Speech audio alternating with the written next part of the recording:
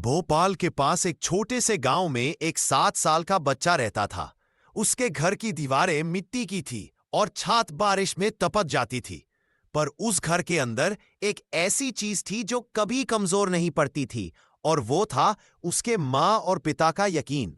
उनका परिवार गरीब था, लेकिन सपनों में अमीर था।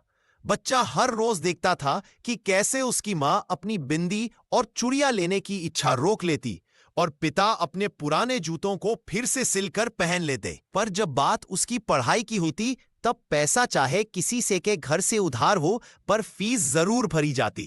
रात को मिट्टी के चूल्हे की आग के पास माँ उससे पढ़ाती और पिता लैंटर्न की रोशनी में स्लेट पकड़कर अल्फाबेट्स लिखा दे।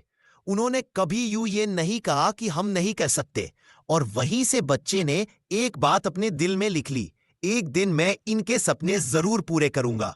समय बीता, स्कूल से कॉलेज, गांव से शहर, सब बदलता गया। पढ़ाई खत्म की और 25 साल की उम्र में उसे एक अच्छी नौकरी मिल गई। 3 साल तक उसने मेहनत से पैसा कमाया, अपने खर्च कंट्रोल किए, पर एक बात कभी नहीं भूला, माँ पिता का 4 धाम का सपना। 3 साल के बाद उसने घर जाके उनके सामने कुछ टिकट्स रखे और मुस्कुराते हुए बोला, इस बार हम 4 धाम जा रहे हैं। माँ की आंखों में आंसू आ गए, पिता की आवाज रुक गई। माँ बोली, बेटा इतना खर्चा मत कर। लड़का हंस कर बोला, बचपन में आपने मुझे कम पढ़ने नहीं दिया, अब मैं आपको कम जीने नहीं दूंगा। और फिर शुरू हुआ उनके जीवन का सबसे खास सफर। गांव से भोपाल, भोपाल से ट्रेन से न्यू दिल्ली, दिल्ली के शोर शराबे से निकलकर बस में बैठकर हरिद्वार की तरफ बढ़े।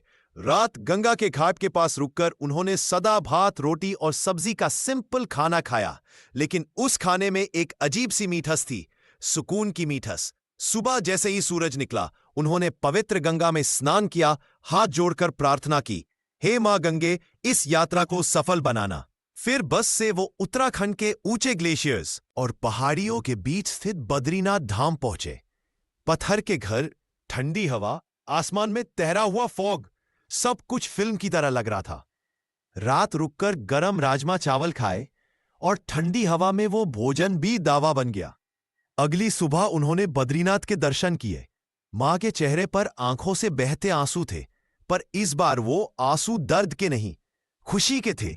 हरिद्वार वापस आए, कोटा तक ट्रेन बदली और वहां से गुजरात के समुंदर किनारे स्थित द्वारका पहुंचे।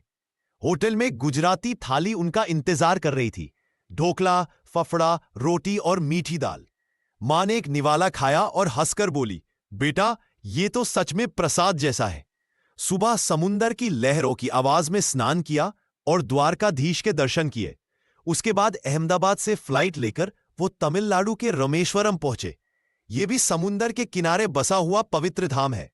रात आराम किया, साउथ इंडियन इडली सांबार का स्वाद लिया और सुबह 4 बजे अंधेरी रात में समुंदर के किनारे स्नान करने जा पहुंचे। लहरें तेजी से किनारे तक आकर उनके पैर छू रही थी, जैसे समुंदर खुद उनका स्वागत कर रहा हो।